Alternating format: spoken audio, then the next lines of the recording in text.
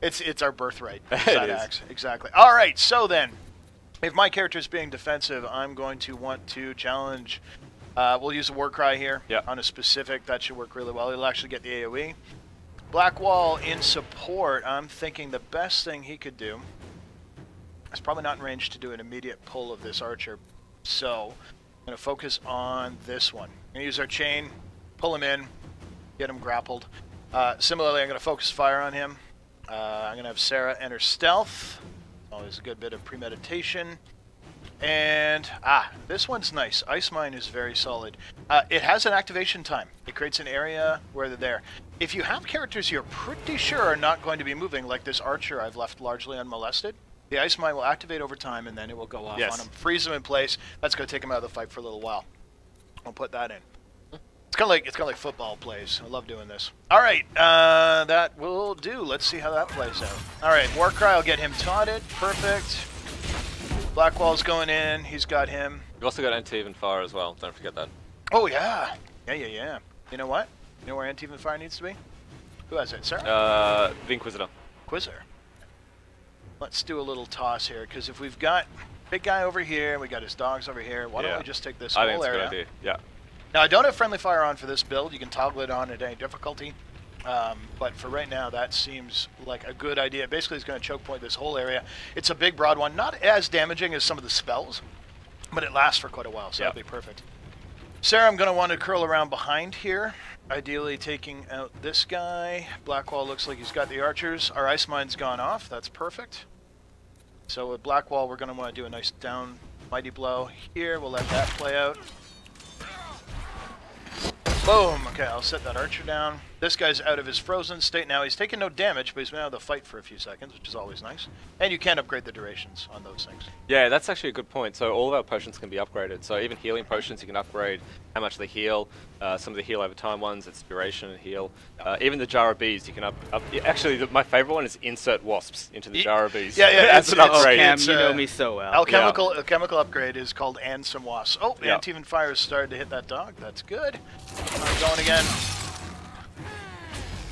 Inquisitor is still kind of up front. Not really being all that effective, but here's the thing. He's holding this guy's attention. That's right, and that's the most important thing. Leaving Sarah wide open to take him out from behind. Yep. Frozen again. Blackwall's doing the maker's work over here. And we're going to drop another Ice Mine. Yeah, just before the Hound gets there. Yeah, before the Hound, because he's going to come after Vivienne.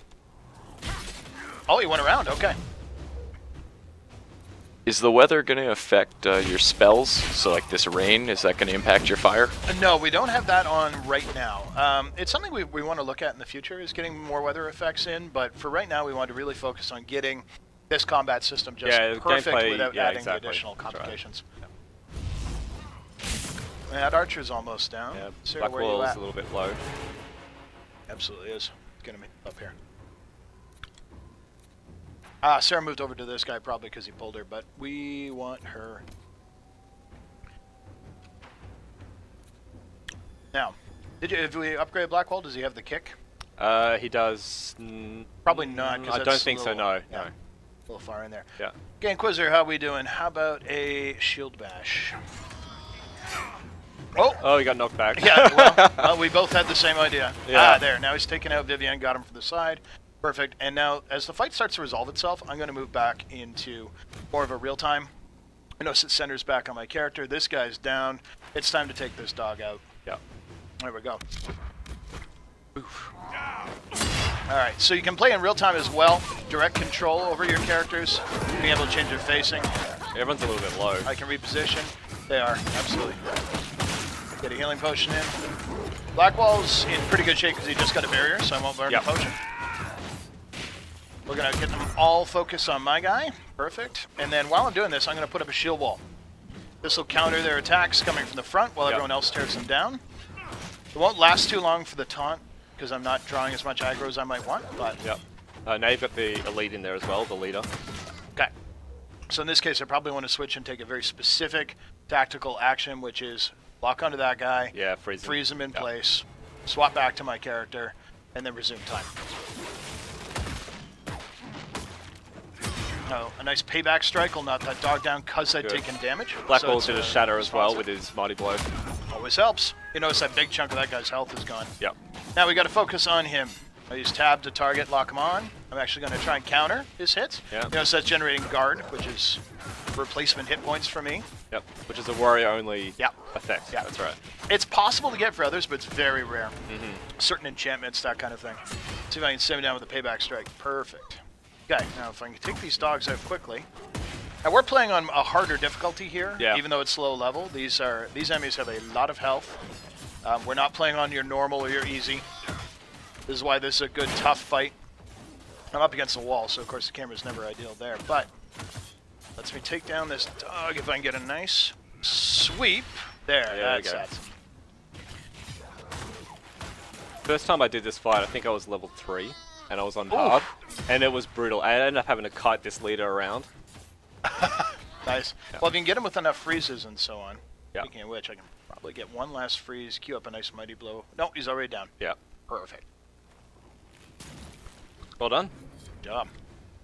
So that can be a tougher fight. My guys came away a little hurt. You know, so we're down to 2 health potions throughout the fight. But the nice thing is I've just completed a major objective. Yes. That feels just about perfect to me. And you can always go back to your Inquisition camp and you know, restock your potions, rest, recover your health before you go off on another mission. Now everyone leveled up as well. I don't know whether you want to buy some more abilities. Oh, I think we can take a look at that in a sec for sure. Yep. The nice thing is this camp's essentially cleared out now. We've avenged our fallen soldiers, giving us a nice thing. What that will result in as well is power. Yes. Having removed these guys means that the Inquisition, A, has grown in reputation.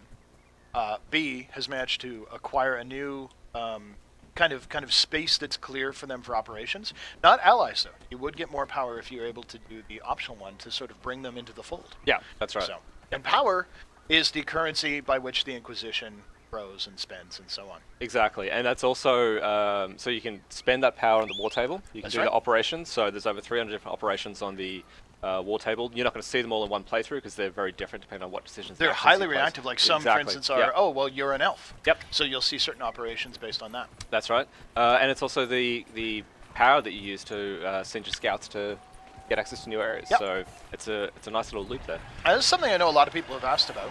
Oh, hey! Well, that looks like trouble. It does, and that's a giant there as well. So don't forget, everyone, we're doing this for Extra Life, which is a great charity. So if you have an opportunity to donate, please do. You can go to extralife.org/team/Raptr, and that's a team that we're look at those two working with. Yeah, that's cool. Wow. That is a big boy.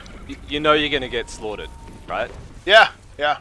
Do you want to go and explore anywhere else before you come back here, or what do you want to do? Oh, we're going in. All right, do it. We're going in, if only to demonstrate you can disengage. Perhaps I won't take my horse in there. No. If you can disengage and still live, I'll be mightily impressed. Okay. All right, sounds like a challenge. That dragon's so awesome. This one's for the kids. Oh, and there's a Fade Rift up there as well. Oh, you got one shot. Blackwall's down. That was a very brief we're good. combat for Blackwall. Yeah, yes. No, he's good. Alright, he's a warden. He sacrifices himself, right? Okay, we're down to 2. Yeah. Sarah, you can focus on that, and I think you're dead. All right. Now, here's the question: can I do what I truly? You might be able. No, just run. Oh, successful disengagement. Well, so those are giants. Oh, hang on. Oh, Thank goodness he has a range. Yes.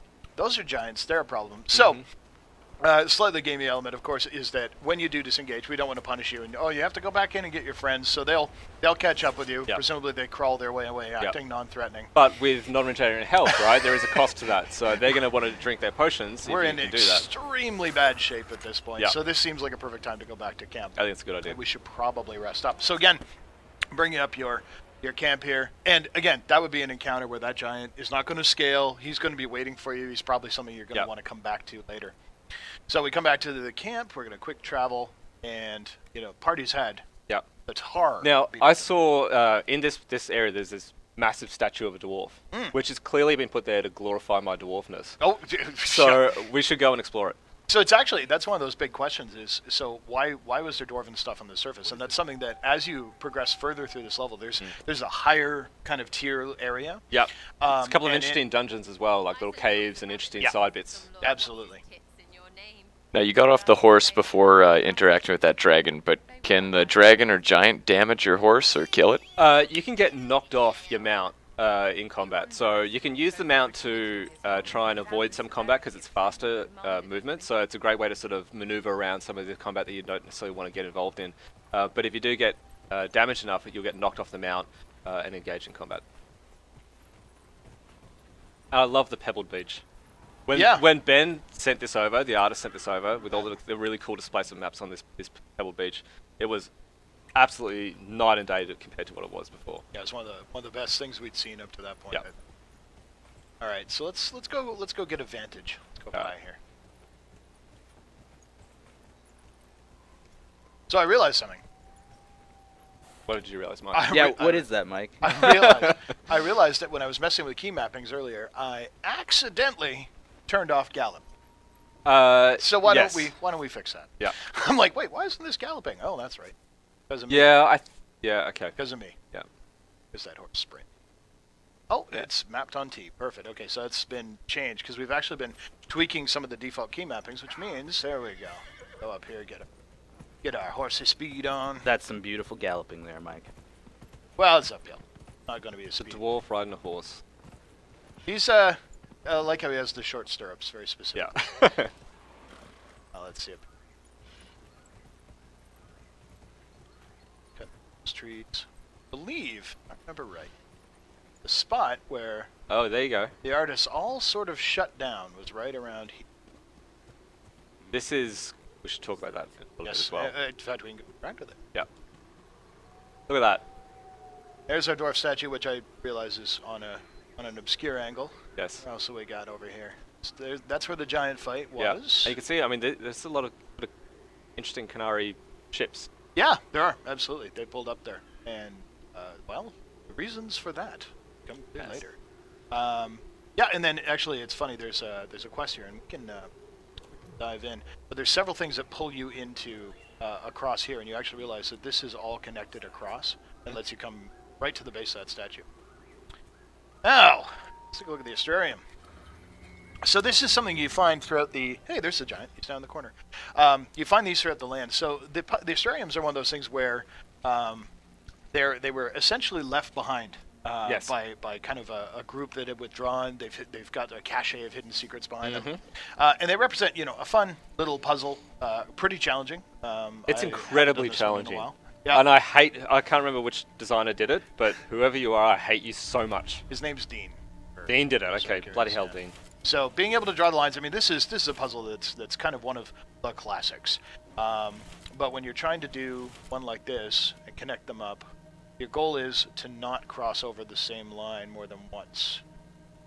May have already messed this up. I think you go there, and then there, and then there, then there, then there. Here. Yep. No, because I missed this one. Oh yeah, you did too. So I'm now actually screwed. done. Anyway, that's fine. We're not going to ruin it. I'm sure the folks home have already been like, "Oh, I'm way better at the designer than this." In which case, yes, probably are. But live TV, baby. Is that the giant? Is he down there? Yeah, there he is. He's chilling out. Yeah. He's going to make it a little dangerous to go up there, but of course you can go up into the hills and around him very easily. Oh, nice little Scrabble there. Missed. Okay, so there was one other area I did want to actually showcase off by the giant. Let's see if I can find a way down that doesn't break my leg. Oh, that's a bit of a path there. I think it'll be okay. There we go. Butt slide. There we go. Not as bad a butt slide. Loot. There we go. More dwarves. This whole area is just a lovely... It's a cultural pastiche. It is. It is. There you go. I got some gold. I got a new dagger, which is roughly the same as the one Sarah already has, so I won't equip it. Let's see my giant. These basalt cliffs are beautiful. Yes. Yeah, it's. I remember first time the art team broke that out, and I was like, "Wait, is that a thing?" And they're like, "Yeah, here," and showed me a giant reference folder. I'm like, "Oh, that's yeah." Cool. What are you looking for? I'm actually gonna head up here and around the giant. Unless there's something you want me to showcase. No. Because there's a nice little bit of freeform thing, and I remember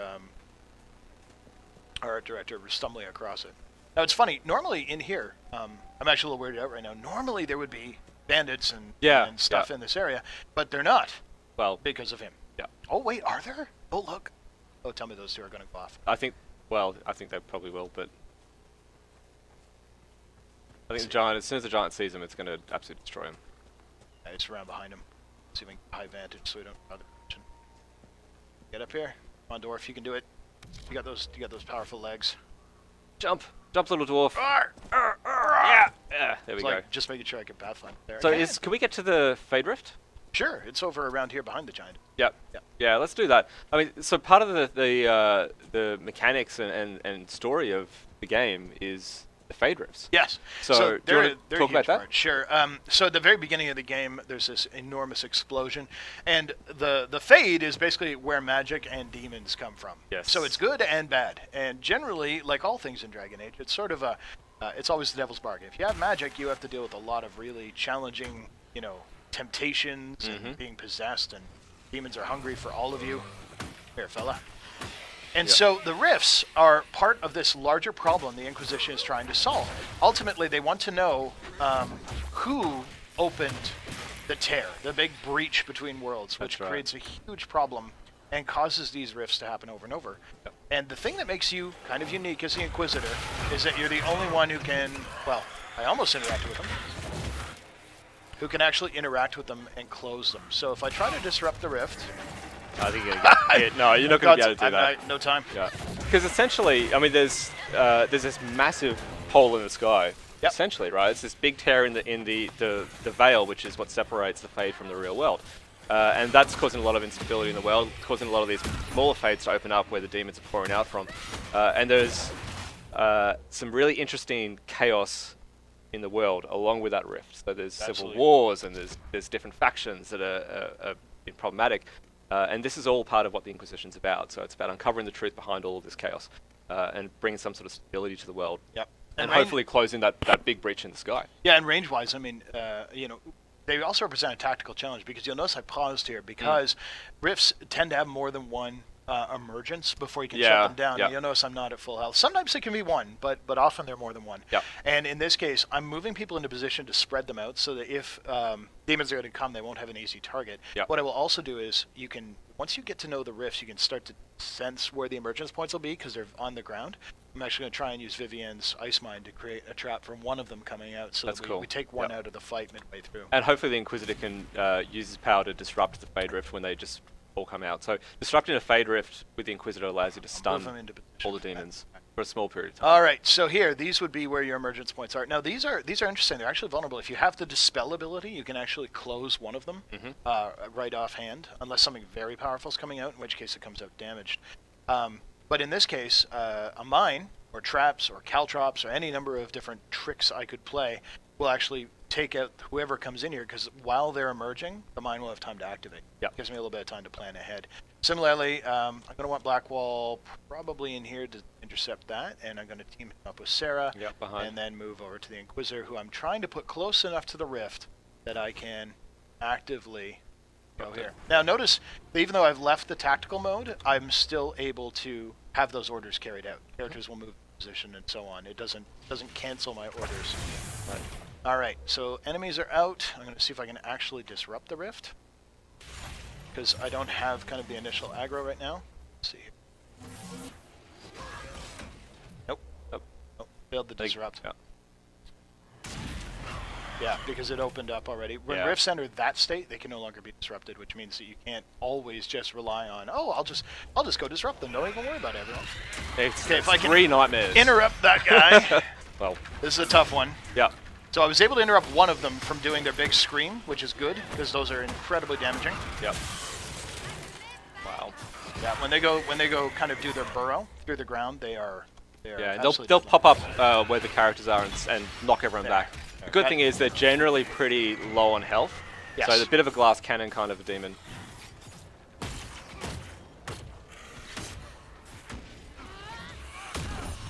especially when everyone's focused on them. But again, and you got to watch out for those little eruptions as well. Yeah, they'll damage. They create an area where you have to be careful. Now, you notice over here, this nightmare's actually gone over to Vivienne, and they do that. Enemies have different preferences. You can start to learn them over time.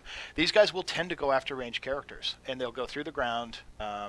See where he's actually zammed along here. Come out, Vivienne got knocked down. So that leaves her all by herself unsupported. What I should have been doing, of course, is when he disappeared, if he wasn't going to merge, should have moved her. I should have had some support. Back to the but party, again, that's one of those things where as you learn through the fight and as you manage, and that's partly why we gave you this tactical view, because we wanted you to be able to kind of manage the battlefield on your own pace. Some people, of course, are going to play full time, but we're playing on hard, so it does help. Yeah, it does help. Dig in there. A little more ranged. Yeah. There you go. Blackwall's got that. Yeah. That emergent, if I can interrupt. Yes, good. So with those screams, they do a little damage, and then they do a lot of damage. So if you can cut them off before the end, you're good to go. Now, sorry, go ahead. Oh, I was just going to say, now we can close the rest. Yeah. Which is going to earn you more power as well. Well, absolutely, because it's the thing that only the Inquisitor can do. And by doing that, again, your reputation grows, you become more powerful, and so on. So we had some questions. Colin was just pointing out. So what are we running on? This is I was going to say we're running on PC, obviously. So we've got keyboard and mouse here. We've got I believe it's an AMD 290. 290X. 290X in this machine. Just one of them. The game on PC supports 4K with Mantle as well, which is gorgeous. Dwarves got mad vert. As well, I mean, here's the thing, is we're playing on PC with mouse and keyboard. You can play with console controller as well if you prefer. Either is an option. Where the hell are you going? I'm going around, man. Do you have a reason? Yeah. Okay, all right. I'm exploring. Okay, well, have you never explored? Have you never wondered, hey, I've never been to this part. There's like crafting items and maybe a chest and something awesome tucked away in the corner? Have you never ever done that? I have done that, but it does help that you're the creative director and know where the hell all these things are. Well, I have some people that do this. You're just gonna just want to sit on this and just have a wine, enjoy myself. Exactly. Yeah, exactly. Take a moment. And of course, cheese. Cheese is very famous in Dragon Age games. Yeah, the level artists have a competition to see how craftily they can hide cheese and wine, and I know a lot of fans enjoy looking for them as well. So there you go, little moment of serenity. With our dwarf. And that beautiful Good job, Inquisitor Kadash. Good job. So here's the thing. I didn't know that was there, but I figured there'd be something. Fair enough. Fair enough. Because I love the... I love that basically there was a whole team of guys who basically went through and went, okay, we're gonna make it rewarding to go hop around these different locales. With the rift cleared, we have had bandits move in behind us while we've been out there. They've set up, actually nice, they've set up a little bonfire camp and stuff, while we're doing that. So the area will populate and fill. So again, people were asking, do they respawn and so on? They do, and a big part of that is because crafting is a pretty central part of the game. Getting new materials, getting new gold, and so on, and it's an economy that's very linked. The gold you acquire can be used to buy crafting materials. Crafting materials can be sold for gold. You can buy power with gold. You can basically engage with the game any way you want. And really, that was, I think, probably our biggest goal, was to make sure that how you wanted to play Dragon Age Inquisition is how you were going to play it. Absolutely, yeah. Definitely very much a play your way kind of a game. It was one of the principles we took into this. We want you to be able to create the character that you want to play, build your own fantasy, so you can, two genders, we've got 4 races, got 4 different voices between those combinations there. You've got trillions of combinations in how you can look in terms of your face, tattoos and scars and different hair and beards and all that sort of stuff, even to the color of your eyes. It's massive, gorgeous. Inner and outer. Exactly. Awesome. Yeah, absolutely fantastic. So again, this pretty much wraps us up. We're about out of time. Thanks very much for watching, everyone. It's been awesome. Again, we were doing Extra Life. extralife.org/team/Raptr, R-A-P-T-R, is a group that we've been streaming for. Again, please feel free to make your donations. We all appreciate it. This all goes to the Children's Miracle Network. And coming up next, because this is one massive stream for you to enjoy all day, we're going to be going over to the folks at Warframe. Now, the thing that excites me about that is Warframe developed in Canada. Developed by Digital Extremes in a place called London, which is my hometown. Okay, all right. Awesome. Good job, Digital Extremes guys. Also, a really good buddy of mine, former Bioware alumni, Sheldon, is over there. And weirdly, my wife's brother's friend from high school works there too. It is a small world. Yeah, the games industry is very, very small. No, as well, guys, for those of you who are big on the Twitch thing and into streaming, don't forget that during the launch week of Dragon Age Inquisition, which is coming out November 18th or 21st. Yep. Again, 21st in Europe. In Europe, absolutely. Yep. So that's on PC, PS4, Xbox One, Xbox 360, PS3. Yeah. Wow. Yeah. We're insane. There's a lot of platforms. So Raptr will be doing an instant replay launch week, where essentially you can use their instant replay thing to continuously record your gameplay and go, oh wow, I want to catch that. That was a great, sweet shield bash, or this is me taking out the dragon, or what have you. And of course, don't forget that Bioware, we've been getting into Twitch pretty big. Patrick and Connell have been doing a ton of awesome stuff there. Thanks, guys. I like to think so. Do you remember the address offhand?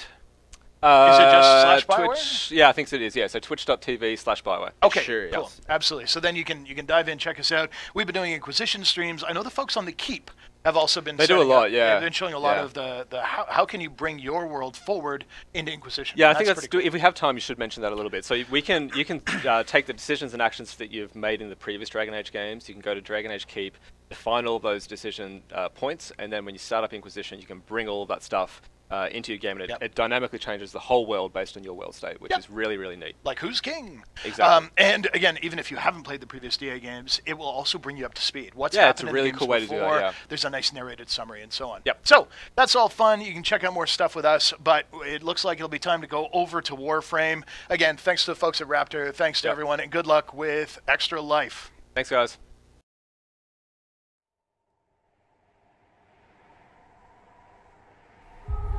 For almost 1,000 years, the world believed it was in the hands of the Maker. And now many believe you are the agent of his will. Whatever the truth is, that belief gives you power. There is a place that waits for a force to hold it. There is a place where the Inquisition can build, grow. You will resist. You will always resist. It matters not.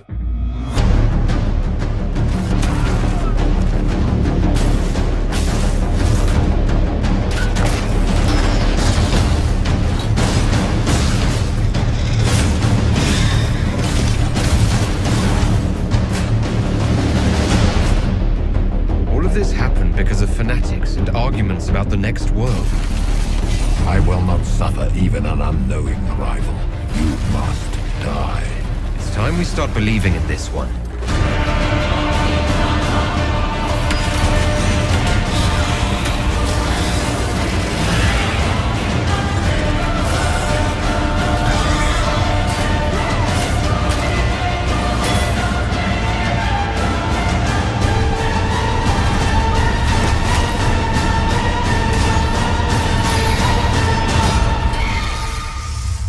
Every great war has its heroes. I'm just curious what kind you'll be.